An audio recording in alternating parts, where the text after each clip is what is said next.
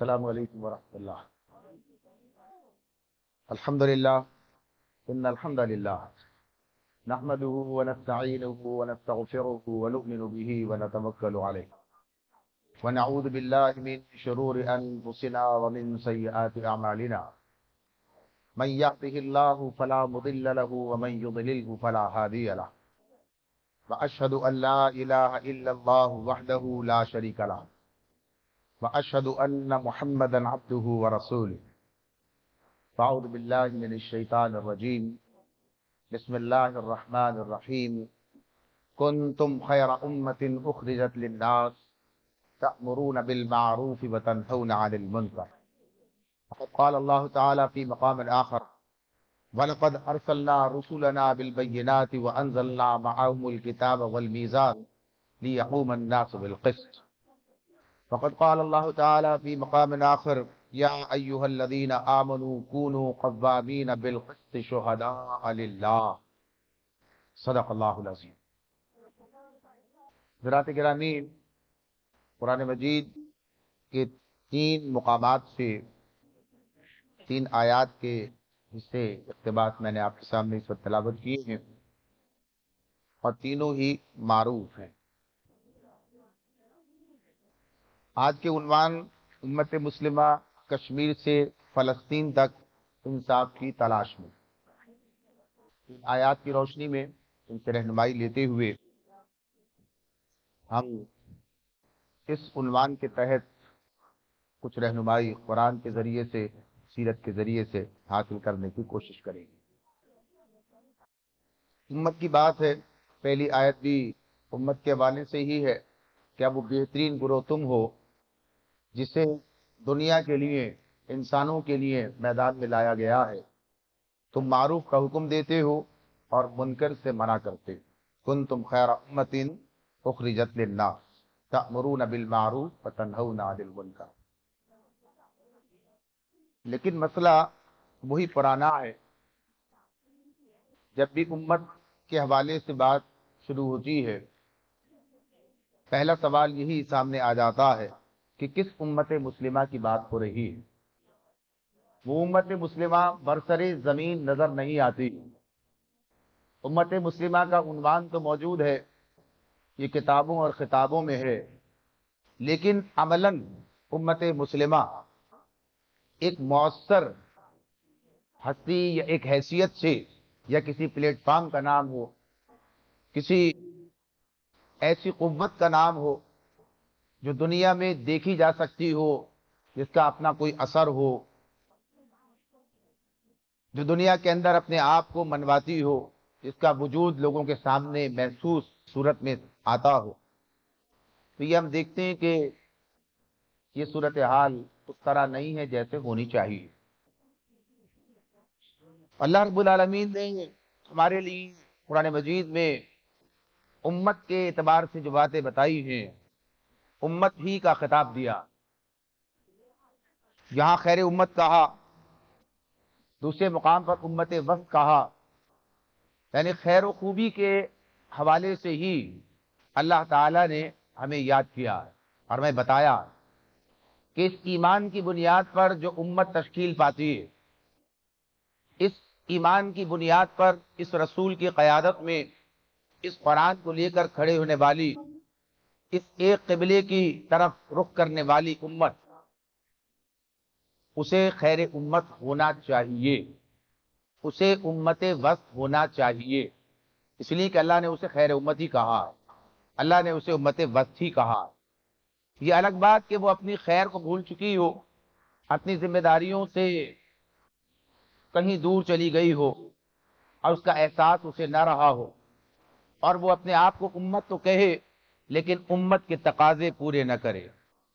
وہ فریب خورد شاہی جو پلا ہو کر گسوں میں، اسے کیا خبر کہ کیا ہے رہ و رسم شاہ بازی۔ یا یوں کہہ لیجئے، میراث میں آئی ہے انہیں مسند ارشاد، زاغوں کے تصرف میں عقابوں کے نشے میں۔ تو بات تو امت کی ہی ہے، امت تو یہی رہے گی۔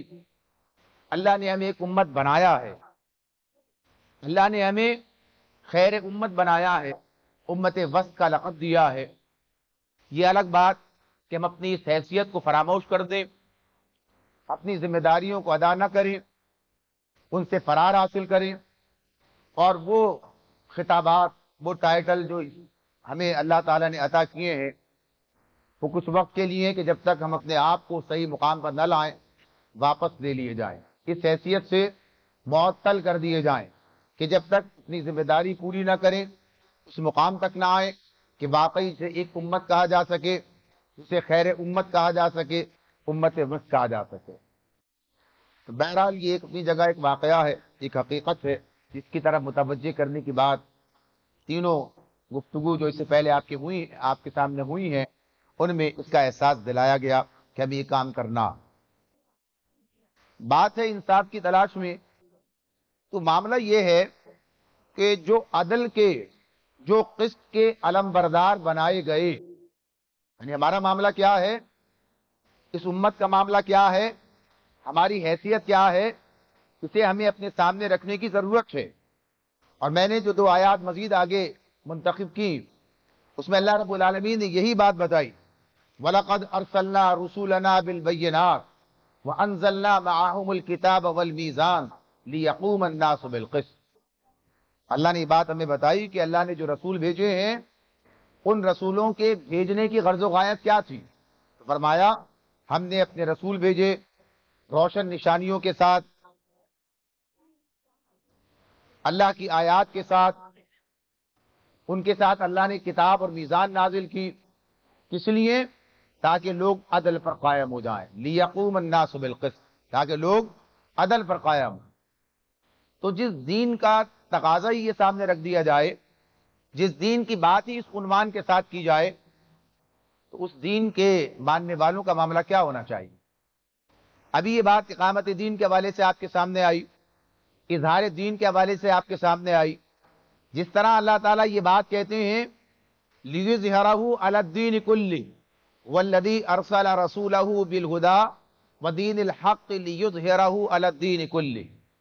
واللہ ہے وہی ذات ہے جس نے اپنے رسول کو ہدایت اور دین حق کے ساتھ بھیجا ہے تاکہ اسے تمام ادیان پر غالب کر دے۔ تو جہاں ایک طرف رسول کے بھیجنے کی غرض و غایت یہ بتائی اللہ تعالیٰ نے کہ تمام ادیان پر غالب کرنا، اس دین کا غلبہ جو دین اللہ تعالیٰ نے آدم علیہ السلام سے لے کر اور محمد رسول اللہ صلی اللہ علیہ وسلم تک تمام انبیاء کو ایک ہی دین دے کر بھیجا، تمام رسول ایک ہی دین لے کر آئے، یعنی اسلام، اسے غالب کیا جائے۔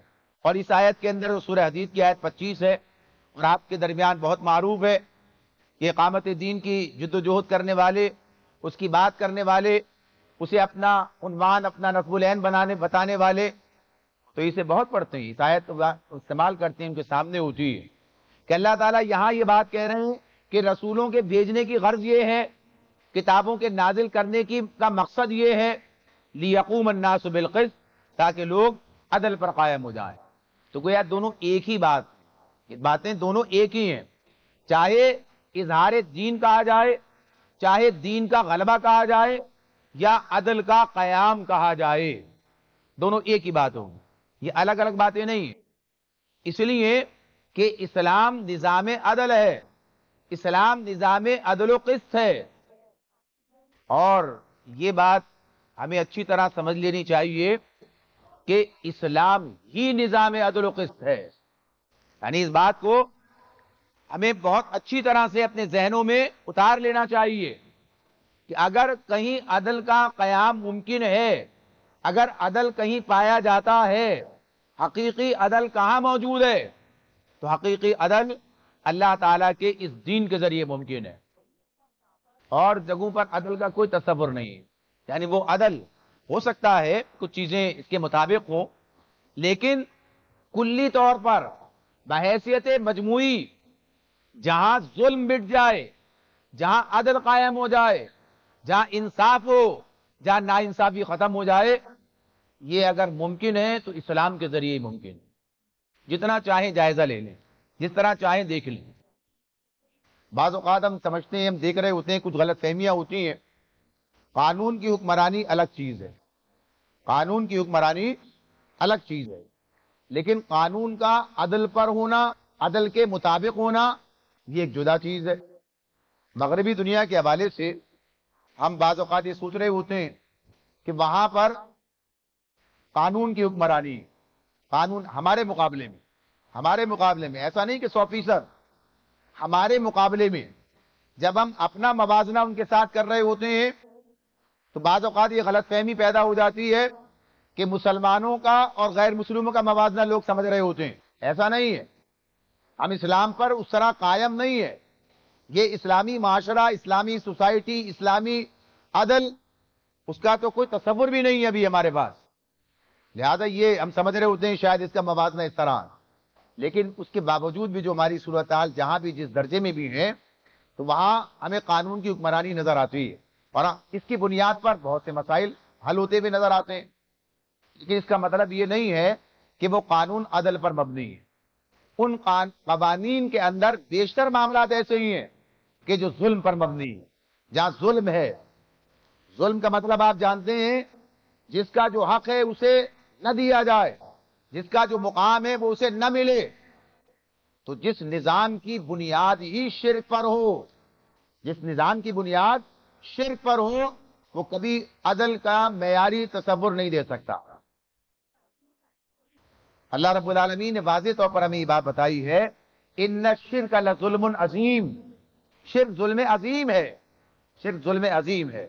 لہذا اس شرک پر جو نظام کھڑا ہوتا ہے، اس شرک کی بنیاد پر جو نظام قائم ہوتا ہے، یا جو لوگ شرک پر قائم رہتے ہوئے کوئی بھی نظام بناتے ہیں، وہ یقینی طور پر عدل سے بہت دور چلے جاتے ہیں۔ اس لیے کہ حقیقی عدل اگر کہیں سے میسر آ سکتا ہے تو وہ صرف اللہ رب العالمین کی ذات ہے، اس کی صفت ہے عادل، اس کی طرف سے جو نظام ہمیں ملا ہے وہ عدل کا نظام ہے، وہ قسط کا نظام ہے۔ تو بہرحال یہی امت ہے، اسی رسول کے ماننے والے ہیں۔ نبی اکرم صلی اللہ علیہ وآلہ وسلم نے جو نظام قائم کیا، یعنی اسلام کا یہ نظام عدل و قسط تھا۔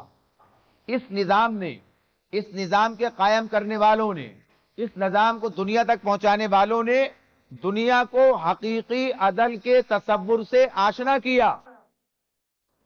لوگ جانتے نہیں تھے کہ حقیقی عدل ہوتا کیا ہے، تو یہ بات تاریخ کے صفحات میں موجود ہے۔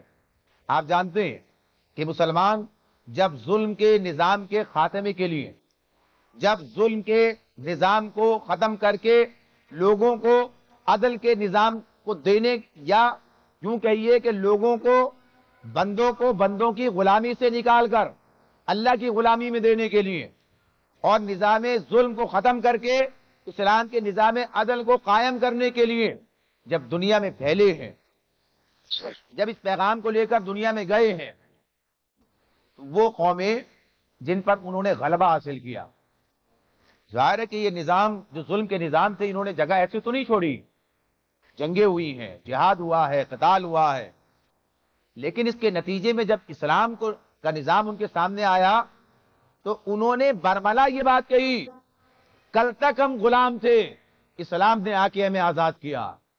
کل تک ہم غلام تھے، ہمارے اپنے لوگوں نے، ہماری قوم کے لوگوں نے، ہمارے بادشاہوں نے، ہمارے اس نظام نے، اس کو لے کے ہم کھڑے تھے، اس نے ہمیں غلام بنایا ہوا تھا۔ یہ ظلم کا نظام تھا، اور اسلام کے نظام عدل کو دیکھ کر پوری بستیاں، پورے ملک جو ہیں وہ اسلام کے اندر داخل ہو گئے، اسلام کو انہوں نے قبول کر لیا۔ یہ بات آپ کے سامنے، یہ کوئی ایسی ڈھکی چھپی بات نہیں ہے۔ دنیا کے اندر جس طرح اسلام پھیلا ہے اور جس طریقے سے وہ مفتوح ممالک مسلمان ہوئے ہیں، وہاں کے لوگ اس طرح مسلمان ہوئے ہیں، انہیں اسلام کو پہچانا ہے، اسلام کو جانا ہے، ان کے سامنے ظلم کے نظام کے مقابلے میں جب اسلام کا نظام عدل آیا ہے تو انہوں نے اس نظام عدل کو قبول بھی کیا ہے اور اختیار بھی کیا ہے۔ سوچنے کی بات ہے آج وہ امت کہ جس نے دنیا کو نظام عدل سے آشنا کیا، جس نے دنیا کو نظام عدل دیا، آج وہ امت انصاف کی تلاش میں ہے، آج وہ انصاف مانگتی پھرتی ہے۔ سوچنے کی بات ہے، غور کرنے کی بات، ہم کہاں کھڑے ہیں اور کیوں کھڑے ہیں، ان کی وجوہات کیا ہیں، کس اعتبار سے، تو یہ بات غور کرنے کی ہے۔ بہرحال اسی لیے کہ اس طرف متوجہ ہوا جائے، اس طرف ہمیں متوجہ ہو کر اپنی ذمہ داری کو محسوس کرنا اور دوسروں تک اس ذمہ داری کا شعور بیدار کرنا، احساس دلانا، کون تھے، کہاں کھڑے ہیں اور کہاں ہمیں ہونا چاہیے، کہاں تھے، کہاں کھڑے ہیں اور کہاں ہمیں ہونا چاہیے۔ کیا ہمیں کہیں سے انصاف ملے گا؟ آپ سوچئے، غور کیجئے، اس وقت دنیا میں کیا ہو رہا۔ ابھی یہ فلسطین کا معاملہ، اس سے پہلے جو اجتماع ہمارا اسی مقام پر ہوا تھا دسمبر 2023 کے آخر میں، دسمبر 2023 میں، اس وقت بھی فلسطین کا مسئلہ چھڑ چکا تھا۔ فلسطین غلبہ اسلام، عالم اسلام غلبہ اسلام کے عنوان سے اس وقت پروگرام کیا گیا تھا یہاں۔ اس وقت سے لے کر اور یہ 15 مہینے کا جو ذکر آپ نے قرارداد میں سنا، یہ صورتحال رہی۔ تو یہ 15 مہینے تو یہ تازہ واردات ہے، یہ ایک واردات نہیں ہے۔ یہ واردات تو جب سے پاکستان بنا ہے اسی وقت سے، اسی دور کے اندر یہ اسرائیل کا خنجر بھی گھونپا گیا ہے امت مسلمہ کے جسم میں۔ تو یہ تو جب سے سلسلہ چلا آ رہا، اس 15 مہینوں کے اندر آپ کے سامنے بہت سی چیزیں آئی ہیں جنہوں نے اس بات کو تازہ کر دیا، اس مسئلے کو، اور یہ سمجھ لیا گیا ہے کہ اس کی تاریخ کیا ہے، اس کا آغاز کس طرح سے ہے، کس طریقے سے اس کے اندر اضافہ کیا جاتا رہا ہے۔ وہ لوگ جو چند فیصد تھے، جن کے پاس اس مملکت کے چند فیصد پر قبضہ کیا گیا تھا، بالآخر وہ اس کے بہت بڑے حصے پر قابض ہوتے چلے گئے۔ تاریخ آپ کے سامنے ہے۔ تو کیا اس دوران میں جتنے مسائل پیدا ہوئے، مختلف اوقات میں یہ جنگیں ہوئی ہیں، تو کیا کسی نے انصاف فراہم کیا ہے؟ کیا کبھی انصاف ہوا ہے؟ جو ادارے انصاف کے نام پر قائم ہیں، جو ادارے عدل کے نام پر قائم ہیں، جو دنیا کی اقوام کے معاملے میں، یعنی ان کے درمیان عدل کی بات کرتے ہیں، انہوں نے ظلم کا ساتھ دیا، انہوں نے ظلم کی پشپنائی کی ہے، انہوں نے ظالموں کا ساتھ دیا۔ آپ کے سامنے تاریخ ہمارے سامنے ساری کی ساری ہے۔ چاہے کشمیر کا معاملہ ہو، کشمیر کے لیے جو قراردادیں اقوام متحدہ نے منظور کی، وہ اقوام قراردادیں صرف قراردادیں ہی رہ گئے، اور ہم بھی انہی کو پیٹتے رہے۔ تقدیر کے قاضی کا یہ فتویٰ ہے ازل سے، تقدیر کے قاضی کا یہ فتویٰ ہے ازل سے، اے جرم ضعیفی کی سزا مرگ مفاجات۔ تو سزا کو کاٹ رہے ہیں، کشمیر کا معاملہ تو اسی طرح سے۔ کشمیر کے معاملے میں پاکستان کی جو ذمہ داری ہے، پاکستانی عوام کی جو ذمہ داری ہے، ہم سب کی جو ذمہ داری ہے، اس ذمہ داری کو کسی سطح پر بھی ادا نہیں کیا گیا۔ سال میں ایک چھٹی کرنا، کچھ اور دن انہی کے حوالے سے کبھی کوئی منا لینا، کوئی تقریر کر لینا، کوئی پروگرام کا ہو جانا، یہ تو مسائل کا حل نہیں ہے۔ انہوں نے کتنا بڑے کام کر ڈالے،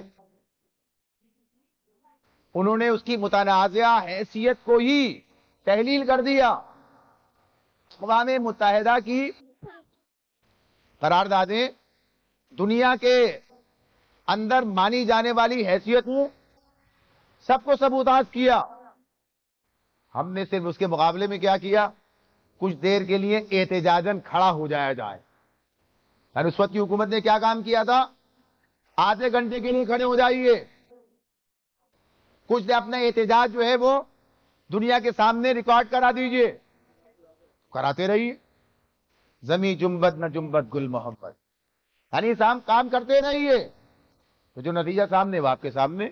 دوسری طرف وہ بھی ہیں جنہوں نے بہرحال ایک قوت کا استعمال کیا ہے، جنہوں نے بہرحال اپنے آپ کو منوایا ہے۔ یہ منوانا کس بنیاد پر تھا؟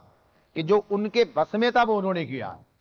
تو ان کے بس میں تھا بالآخر وہی اسرائیل جو اس عزم کو لے کر تو بار بار بیان کر رہا تھا، کوئی بات نہیں ہوگی، اب صرف خاتمہ ہوگا، اب صرف یعنی حماس کا خاتمہ کر دیا جائے گا، اب غزہ سے لوگوں کو نکال دیا جائے گا۔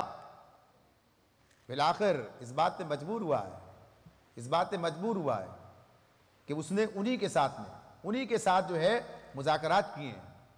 بہرحال بات یہی ہے کہ اپنی بساط پر کام تو کیا جائے، جو ہمارے بس میں وہ تو ہم کام کریں، یہ تو ان کا معاملہ ہے، یہ تو ان کی تعریف ہے، ہم نے کیا کیا، ہمارا معاملہ کیا؟ تو ہم تو یہ بات کہتے ہیں کہ یہ جو عدل کا نظام ہے، یہ جو عدل کی بات ہے، تو ظالموں سے عدل مانگنا، ظالموں سے عدل کا کوئی توقع رکھنا، وہاں کا عام آدمی بھی آج دنیا عدل کی تلاش میں ہے بھائی۔ آج دنیا کے اندر ظلم ہے، اور جو ظالمانہ نظام ہے، جو ظلم کے کرتا دھرتا ہیں، جو ظلم کے نظام کو لے کے کھڑے ہونے والی قوتیں، انہوں نے اپنے یہاں بھی کوئی عدل ایسا نہیں دے رکھا ہے۔ اصل تو وہ لوگ عدل سے واقف ہی نہیں ہیں، عدل سے آگاہ ہی نہیں ہیں۔ مادہ پرستی کے اندر اس طرح غرق کر دیا گیا ہے، اس طرح غرق کر دیا گیا ہے کہ کچھ دن کی لذت، کچھ دن کا عیش، کچھ دن کے مزے، اس کی خاطر وہ کچھ اور سوچنے کے لیے تیار ہی نہیں ہے۔ روحانی دنیا کا تصور ہی ناپید ہو گیا۔ یعنی مغرب میں جائیں تو پتہ چلتا ہے کیا کیا خلا ہے۔ یہاں بھی ہم ہی مجرم بن کر سامنے آتے ہیں، یہاں بھی ہم ہی مجرم بن کے سامنے آتے ہیں کہ حقیقی آزادی، حقیقی عدل، حقیقی روحانیت، اس کا تصور ہم ان تک منتقل نہیں کر سکے، اس لیے کہ اس دعوت کے، جو اسلام کی دعوت ہے، اس کے امین ہم ہیں۔ اس دعوت کو دنیا تک پہنچانا، یہ ساری دنیا جو اس دعوت کی ضرورت مند ہے، جہاں تک اس دعوت کو پہنچانا ہماری ذمہ داری ہے۔ تو وہ تو کہہ رہے تھے گھر کا مسئلہ ہے ابھی تو، ذات کا مسئلہ ہے ابھی تو، لیکن بات ذمہ داری تو اپنی جگہ پر ہے۔ اگر ذات سے آگے نہیں نکلے تب بھی ذمہ داری ہے، گھر سے آگے نہ نکلے تب بھی ذمہ داری ہے۔ ذمہ داری تو اپنی جگہ موجود ہے، موقوف نہیں ہوگی ہے۔ ہاں، ذات سے شروع کر کے اور پھر وہاں تک جانا ہے، ذات سے آغاز کر کے، زمین سے، اپنے پیروں کے نیچے کی زمین سے آغاز کر کے، جہاں تک یہ مہلت عمر ساتھ دے، جہاں تک سہولت آسانی کے ساتھ کام کیا جا سکے، پھر عظیمت کے راستوں کو دیکھا جا سکے۔ تو غرض یہ کہ وہ تو واقف ہی نہیں ہے، آگاہ ہی نہیں ہے، اندازہ ہی نہیں ہے۔ جب وہ منزل گزر جاتی ہے، وہ نشاط کی، وہ عیش کی، وہ لذت کی، تو پتہ چلتا ہے کہاں کھڑے ہیں، کہاں کھڑے ہیں، ماں کا دانشور کیا کہہ رہا ہے، سوچنے کی بات ہے۔ تو وہ تو خود عدل کی تلاش میں ہے۔ انہیں بھی یہ نظام عدل جو ہے یہ ہمیں دینا ہے، یہ ہمیں ان تک پہنچانا ہے، ہمیں انہیں بتانا ہے، انہیں اپنے نفس کی غلامی سے نکال کر اللہ کی غلامی کی طرف لے کر آنا ہے، اس کی بات کہنی ہے۔ بہرحال یہی بات ہے۔ اور اگر ہم طاقتوں کے حوالے سے دیکھیں، اگر ہم سمجھتے ہیں کہ امریکہ، ہم سمجھتے ہیں کہ چین، ہم سمجھتے ہیں روس، یعنی آج کی دنیا کے جو عنوانات ہیں، یہ کبھی ادھر کبھی ادھر کبھی کدھر، تو ان کی بات تو اپنی جگہ پر کہ ان سے ہم کیا توقع رکھتے ہیں۔ صورتحال تو یہ ہے کہ ہماری، یعنی مسلمانوں کی نام نہاد مسلمان حکومتیں، نام نہاد مسلمان حکومتیں بھی اپنے مفاد کی اسیر ہیں، اپنے مفاد کی اسیر ہیں۔ کون عدل کی بات کرتا ہے، کون انصاف کی بات کرتا ہے، کون ظلم کے خلاف آواز اٹھاتا ہے؟ یہ تو اسرائیل کے اور فلسطین کے اس معاملے نے لوگوں کو مجبور کر دیا کہ وہ کم از کم زبان کھولنے پر مجبور ہوئے، ورنہ صورتحال آپ کے سامنے دبئی کا اور ہندوستان کا جو معاملہ ہے، ہندوستان کا ظلم چھپا ہوا نہیں ہے۔ ہندوستان جس طریقے سے ظلم کر رہا ہے، یعنی ہندوستان ظلم کا استعارہ علامت بن کے سامنے آتا ہے۔ فلسطین تو، اسرائیل تو اپنی جگہ پر ایک معاملہ ہے، ہندوستان کا ظلم کم نہیں ہے۔ اور ہندوستان کا ظلم جو ہے صرف مسلمانوں پر ہی نہیں ہے، تمام اقلیتوں پر ہے۔ جو ظلم وہاں پر ہے، جس طریقے سے ظلم وہاں پر کیا جا رہا ہے، مسلمانوں کے لیے زندگی بسر کرنا دشوار تر بنایا جا رہا ہے۔ ایسی قانون سازیاں کی جا رہی ہیں، ایسی قانون سازیاں کی جا رہی ہیں جن کے نتیجے میں انہیں دیوار سے لگا دیا جائے۔ حالانکہ یہ الگ بات ہے، یہ الگ بات ہے کہ جب وہ کہتے ہیں کہ جب اس کی موت آتی ہے تو اس کے پر نکل آتے ہیں. ایسے حالات ہوتے ہیں جتنا دباؤ گے اس کا نتیجہ پھر سامنے آئے گا. یہ الگ مسئلہ ہے, یہ اللہ کا نظام ہے. یہ اللہ کا نظام ہے کہ شر سے خیر کیسے آئے گی, برآمد ہوگی. لیکن وہ اپنی جگہ یہ کام کر رہے ہیں. مگر یہ امت مسلمہ, یہ اس کے گویا کہیے کہ بڑے علمبردار علامت, ان کا معاملہ کیا ہے؟ انہیں اپنے یہاں کے بہترین ایوارڈ سے نوازنا ہے. انہیں کیا کہا جا رہا ہے؟ یعنی صرف کس بنیاد پر؟ دنیا پرستی, مادہ پرستی, تجارت, بڑی منڈی, بڑے معاملات, مفادات. تو کہاں امت, کیسی امت, کدھر کی امت؟ یہ تو صورتحال کسی اور سے کیا توقع رکھیں گے؟ یہ تو ہمارا معاملہ ہے نا. وہ تو انسانیت کی بات کرتے ہیں کسی درجے میں انسانیت کی بات کرتے ہیں. ہم تو امت کی بات کرتے ہیں. نبی اکرم صلی اللہ علیہ وسلم نے کیا فرمایا؟ یہ امت جسد واحد ہے, یہ ایک جسم ہے. یہ اس امت کا معاملہ تو ایسا ہے, اگر اس کے ایک حصے میں, اس کے ایک عضو میں کوئی تکلیف ہو جائے تو پورا جسم اس تکلیف کو محسوس کرتا ہے, پورا جسم اس تکلیف کو محسوس کرتا ہے. آپ بتائیے کہاں صورتحال ہے, کدھر ہے, کہاں ہے, وہ کون سا جسم ہے, اور جہاں ہر جو ہے عضو جو ہے اس تکلیف کے اندر مبتلا ہے. کچھ ہو بھی رہا ہے, اللہ تعالیٰ اخلاص عطا فرمائے, اللہ اخلاص عطا فرمائے اس کے اندر بھی, اور اس معاملے کے اندر بھی حقیقی ذمہ داری کو سمجھنے اور ادا کرنے کی بات ہو. اور وہ اسی وقت ممکن ہے جناب کہ جب صحیح راستے پر چل کے, صحیح طریقہ کار اختیار کر کے, اپنے اہداف کو متعین طور پر سامنے رکھتے ہوئے ایک روڈ میپ بنایا جائے, ایک طریقہ کار ہمارے سامنے ہو. اور اس کے لیے ہمیں کہیں اور جانے کی ضرورت نہیں, سب ہمارے سامنے موجود ہے. یہ سارا کا سارا معاملہ ہمارے سامنے ہے. آج ہم کشمیر اور فلسطین کی بات کرتے ہیں, آج پاکستان میں عدل کی تلاش جاری ہے. آج پاکستان میں عدل کی تلاش جاری ہے, وہاں تو دور کی بات ہے. تو معاملہ بات تو یہاں سے شروع ہوگی, بات تو یہاں سے شروع ہوگی. یہ تو ذات سے سفر شروع ہوتا ہے نا, اس ذات سے شروع ہوگا. یعنی آدمی جیسے کہا جا رہا تھا, کہہ گئے کہ جو اپنی ذات کے ساتھ عدل نہ کر سکے, جو اپنے گھر کے ساتھ نہ کر سکے, جو اپنے رب کے ساتھ نہ کر سکے, تو کرنا تو ہے. یہ الگ کمزوری کا اظہار, اس کا مطلب مرثیہ پڑھنا نہیں ہے, اس کا مطلب تنقید کرنا نہیں ہے, اس کا مطلب اپنی خرابی کو سمجھنا, اس کو دور کرنا ہے, اپنے مرض کی تشخیص کرنی ہے, پھر اس کا علاج کرنا ہے. تشخیص کر کے علاج کرنا ہے, صرف تشخیص کر کے رہ نہیں جانا ہے. تو یہ اس اجتماع کا مقصد یہی ہے, تشخیص کر کے علاج کرنا, اپنے لیے راہ عمل کا تعین جو ہمارے سامنے موجود ہے اس پر آگے بڑھنا, اور صحیح طریقے سے آگے بڑھنا. وسعی لہا سعیہا, ایسی کوشش جیسے کوشش کرنے کا حق ہے اس طرح سے. یہی بات ہے. یقیناً ہم خوابوں میں رہنے والے نہیں ہیں, لیکن خواب دیکھنے والے ہیں, اور اس خواب کی تعبیر بھی حاصل کرنے کی کوشش کرنے والے ہیں. تو یہ بات اپنی جگہ پر ہے. اللہ رب العالمین نے ہمیں حکم دیا ہے, ہمیں اللہ نے حکم دیا ہے, یا ایھا الذین آمنوا کونوا قوامین بالقسط شہداء للہ, یا ایھا الذین آمنوا کونوا قوامین بالقسط شہداء للہ. سورہ نساء کی آیت 135 ہے.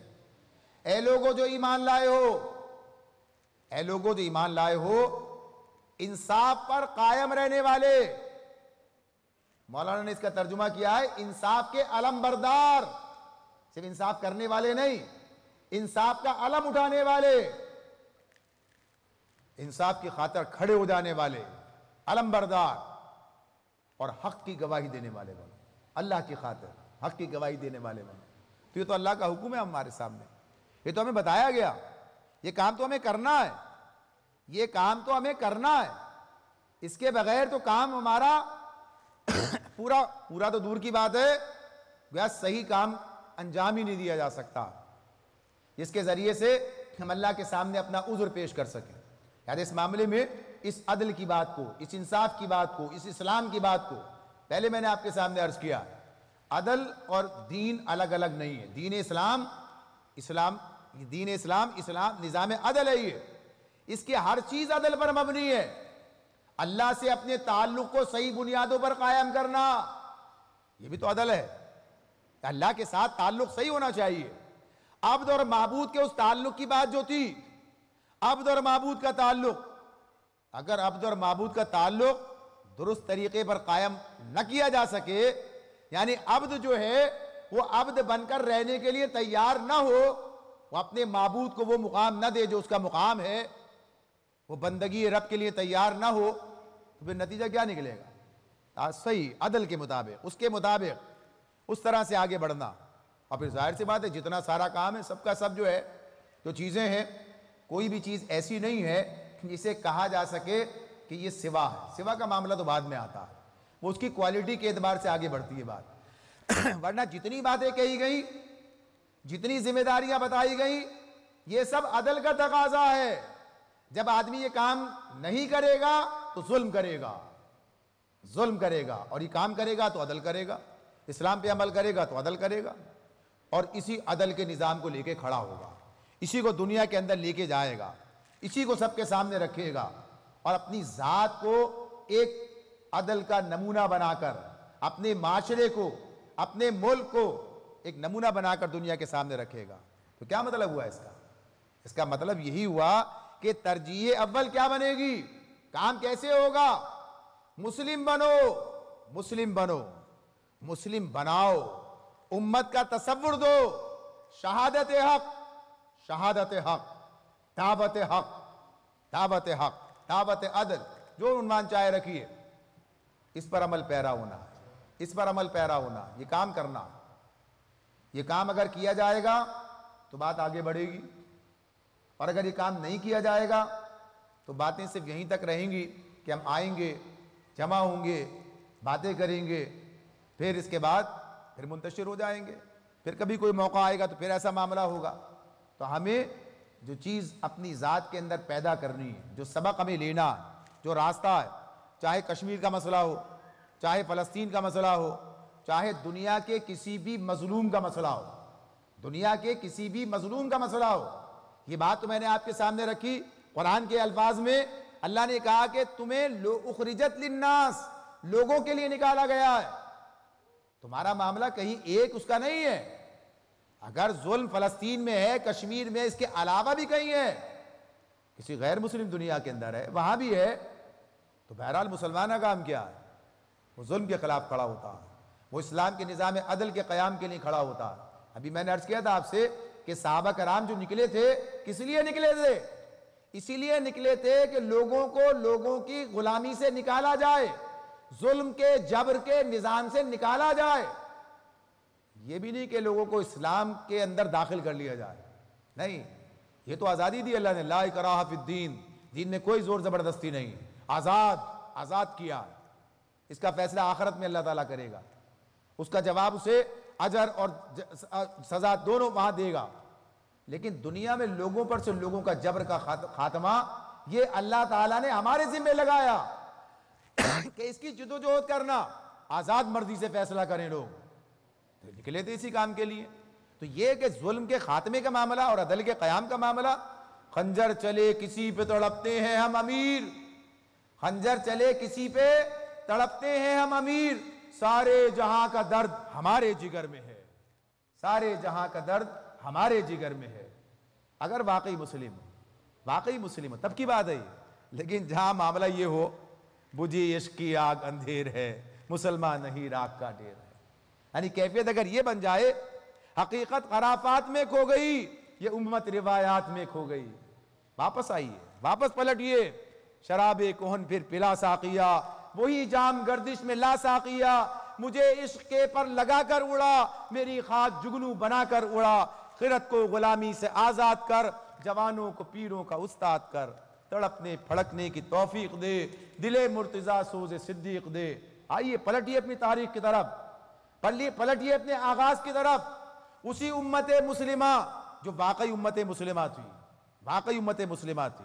پھر دیکھیے امت مسلمہ کیسے دنیا کے اندر ظلم کے نظام کو ختم کر کے عدل کے نظام کو قائم کرنے کی صورت اختیار کر جاتی ہے۔ لیکن پھر وہی بات، اس کے لیے بدلنا پڑے گا، اپنے آپ کو بدلنا پڑے گا، اپنے گرد و پیش کو بدلنا پڑے گا، خود ایک امت بننا پڑے گا. امت کا شوق، امت کا شعور ہمیں اپنے اندر بیدار کرنا ہوگا. چھوٹی سی اجتماعیت ہو یا بڑی سی اجتماعیت، اس سے کوئی فرق واقع نہیں ہوتا. اصل بات کیا ہے؟ اسلام کی تصویر بن کر سامنے آئے، اسلام کی تصویر بن کر سامنے آئے. یہ بات آپ کے سامنے ہے.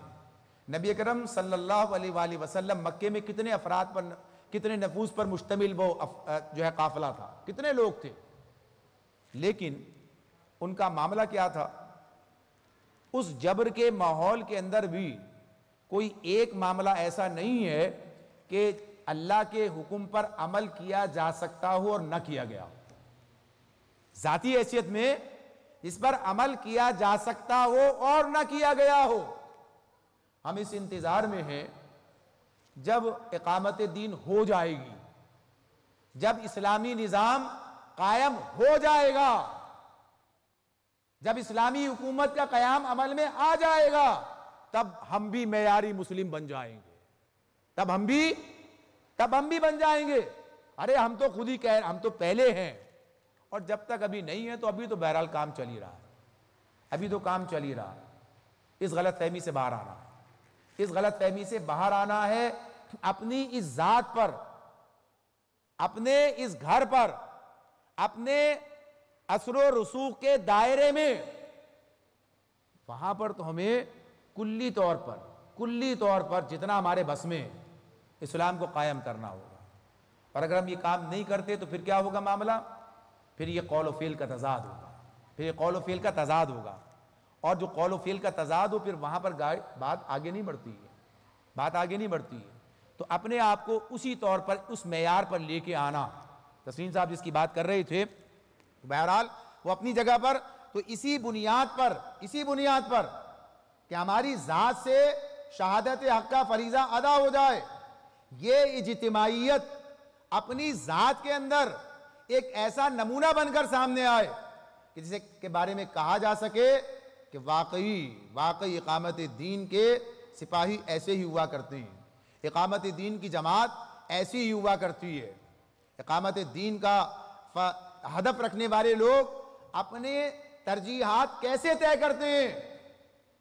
اگر یہ بات کہی جائے، اگر ہم بھی یہ بات کہیں کہ جناب معاش کی مصروفیات نے ہمیں کسی قابل نہیں چھوڑا ہے، پھر ہم کہاں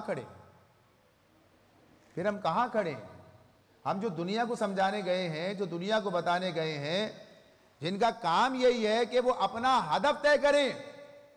دیکھیے یہ بات اپنی جگہ، یہ کوئی مسئلہ نہیں ہے، کوئی ایسا اس کے اندر گویا کہیے کہ مشکل نہیں ہے کہ آدمی اپنی معاش کمانے کے لیے اپنے وقت کا بیشتر حصہ لگا دیتا ہے. معاش کی بات ہو رہی ہے، عیش و عشرت کی بات نہیں ہے. وہ تو ایک الگ پہلو ہے. لوگ معاش کے معاملے میں اتنا پریشان نہیں ہیں جتنا لوگ عیش و عشرت کے معاملے میں پریشان ہیں. آسائش کے معاملے میں آسائش چاہیے. جہاں اتنے بڑے بڑے اہداف ہوں تو پھر وہ کہاں آسائشوں کے چکر میں پڑے ہیں. خیر بہرحال بات کیا ہے؟ یہ ہو سکتا ہے کہ ضرورت کی فراہمی کے لیے بھی ایسے حالات پیدا ہو جائیں اور کر دیے گئے ہیں کہ آدمی اپنے وقت کا بیشتر حصہ اسی میں لگاتا ہے. لیکن اس کا کیا مطلب ہے؟ کیا وہ اپنے مقصد سے غافل ہوتا ہے؟ کیا وہ اپنے ہدف سے بے نیاز ہوتا ہے؟ بھائی کہیں تو ہوتا ہے، وہ کسی مقام پر ہوتا ہے، وہ جہاں بھی ہوتا ہے اپنے ہدف کے لیے کام کر رہا ہوتا ہے، اپنے مقصد کی لگن کے ساتھ ہوتا ہے. جس سے بات کرتا ہے تو اپنی بات کرتا ہے، مثال بنتا ہے تو بہترین مسلمان کی مثال بن کے سامنے آتا ہے. اسلام کی تبلیغ اپنی ذات سے، اپنے بات سے، اپنے کام سے، ہر چیز سے کر رہا ہوتا ہے. اور لوگ دیکھ رہے ہوتے ہیں، پہچان رہے ہوتے ہیں، سمجھ رہے ہوتے ہیں، اس سے اثر قبول کر رہے ہوتے ہیں. اگر وہ طالب علم ہے تو کیسا طالب علم ہے، اگر وہ استاد ہے تو کیسا استاد ہے، اگر وہ بڑھئی ہے تو کیسا بڑھئی ہے، اگر وہ الیکٹریشین ہے تو کیسا ہے. یعنی ہر جگہ پر اپنے معاملات اعتبار سے. بھائی ہدف کے لیے بات نہیں ہے. ابھی یہاں پر میں معاشیات کے حوالے سے مصروف معاش کے معاملے میں ہوں، ابھی میں دعوت کے میدان میں جاؤں گا. دائی 24 گھنٹے دائی ہے، چاہیے اپنی پوری زندگی میں دائی ہے. اسے دعوت کا کام اپنی پوری زندگی میں کرتے رہنا. وہ گھر جا کے دائی نہیں بنے گا، وہ حلقے میں جا کے دائی نہیں بنے گا، وہ ہر جگہ دائی ہے. ہاں پھر دعوت کے تقاضے اس کے سامنے آئیں گے، پھر وہ جلد سے جلد اپنے ان کاموں کی ذمہ داری کی طرف بھی جائے گا، پھر وہ اپنی اجتماعیت کی طرف بھی جائے گا، پھر وہ اپنی اجتماعیت کے تقاضے پورے کرنے کی بات کوشش بھی کرے گا، سب کام کرے گا۔ لیکن معاملہ یہی ہے کہ ہمیں اپنی ترجیح کو ٹھیک کرنا ہے۔ معیشت ہماری ترجیح نہیں ہے، معاش ہمارا ترجیح اول نہیں ہے۔ اصل چیز کیا ہے؟ اللہ کے لیے جینا، اللہ کے لیے مر جانا، اللہ کے دین کے لیے اپنے آپ کو پیش کر کے وقف کر کے اس کے مطابق زندگی بسر کرنا۔ یہ اپنے ساتھ عدل ہے، یہ اپنے ساتھ عدل ہے۔ اگر ایسا نہ کیا تو اپنے ساتھ ظلم ہو جائے گا، اپنے ساتھ ظلم ہو جائے گا۔ اپنے ساتھ عدل کے لیے کیا چیز ضروری ہے؟ اپنے نصب العین کا شعور، اپنے ہدف کا احساس، اور اس کی طرف ہمہ وقت پیش قدمی، ہمہ وقت پیش قدمی۔ اللہ سہولتیں بھی دے گا، اللہ آسانیاں بھی دے گا، اللہ ساری چیزیں کرے گا، یہ سارے کام ہوں گے۔ لیکن اگر ہم نے بھی زندگی کو تقسیم کر دیا، ہم دنیا کے سامنے یہی کہتے کہتے یعنی بوڑھے ہو گئے، یہ سارے باتیں ہوتی رہیں، اگر ہم پھر وہیں کھڑے رہے کہ ہم نے بھی تقسیم کر رکھا ہے تو بات کیسے بنے گی؟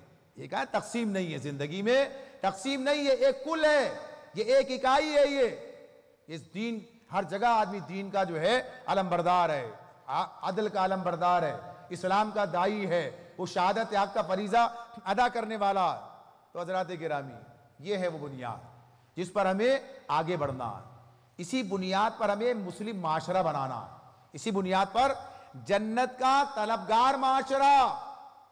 لیکن جب جنت کا طلبگار فرد نہ بنے تو معاشرہ کیا بنائے گا؟ بھئی فرد ہی معاشرے کی اکائی ہے نا، فرد معاشرے کی اکائی ہے، فرد معاشرے کی اکائی ہے۔ آج سوچئے، غور کیجئے، ہم سب سوچیں، ہم سب غور کریں کہ ہمارا اصل مسئلہ کیا ہے۔